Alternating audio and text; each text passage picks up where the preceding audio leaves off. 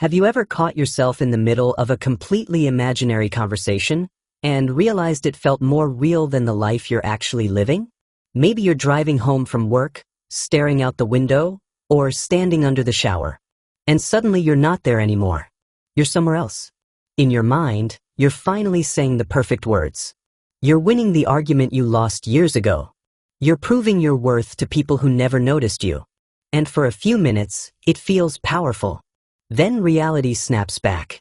And there's this strange feeling in your chest, part relief, part disappointment, because somehow the life in your head felt easier than the one in front of you. If you've ever experienced this, I want you to know something important. You're not weird. You're not lazy. And you're definitely not alone. Let me tell you a story. There's a guy I once heard about. Let's call him Daniel. Daniel worked a regular job in a small city called Riverside Heights. Nothing glamorous. Just long commutes, deadlines, and quiet evenings in a tiny apartment. But inside Daniel's mind, there was another world. In that world, Daniel stood up to his old boss who once humiliated him. In that world, he delivered the perfect speech at a conference. In that world, someone he admired finally looked at him and said, "You matter." These scenes played out again and again. While driving, while cooking dinner, even while trying to fall asleep. And every time he came back to reality, he felt two emotions at once. Comfort, because the fantasy gave him control. And frustration, because real life never followed the script. For a long time, Daniel thought something was wrong with him. But here's the truth most people don't realize. Your brain is designed to do this. Deep inside your mind is something neuroscientists call the default thinking network. It switches on whenever you're not focused on a task. When you're resting, drifting, reflecting. And its main job is surprisingly simple. It runs simulations. Your brain constantly asks questions like, what if this happens? What should I say next time? How could that situation have gone differently? Think of it like a flight simulator for life. Before pilots ever fly a real plane, they practice in a simulated cockpit. Your mind does the exact same thing. It replays the past to understand it.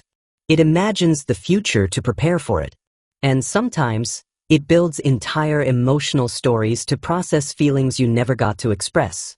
But here's where things can get tricky. The simulator can slowly become a safe hiding place. Daniel eventually realized something. He had imagined confronting his old boss hundreds of times. But he had never actually confronted the people who were disrespecting him in his current life. He had pictured success so vividly that he felt the emotional reward without doing the difficult work to achieve it. And without realizing it, the imaginary world had started replacing the real one. That's when he decided to try something different. Instead of fighting the thoughts, he began using them. Whenever a scenario started looping in his mind, he grabbed a notebook and wrote it down. Not perfectly, just honestly. What happened in the scene? Who was there? What did he wish he could say? Something interesting happened. Once the thoughts were on paper, they stopped repeating as much. It was like his brain finally said, "Okay, message delivered." Then he asked himself one powerful question. Is this thought preparing me or protecting me? Preparing means you're rehearsing something you actually plan to do. Protecting means you're hiding in imagination to avoid discomfort. That single question changed everything.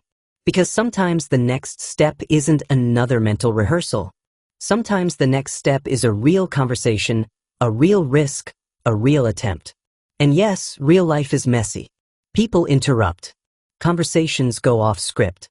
Plans fail. But something magical happens when you stop living only in simulations. You start collecting real experiences. Not perfect ones. Real ones. And slowly, the gap between your inner world and your real world begins to close. So if you find yourself drifting into those imagined moments, don't judge yourself. Your mind is doing what it was built to do. Just remember this. Those scenes in your head are rehearsals, not the main performance. The real story is happening out here, in the imperfect conversations, in the risks you take, in the moments that don't follow the script.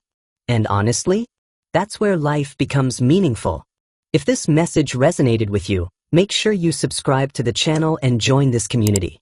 We share ideas that help you understand your mind, grow stronger, and live a more intentional life. And until the next video, don't just imagine the life you want. Start stepping into it.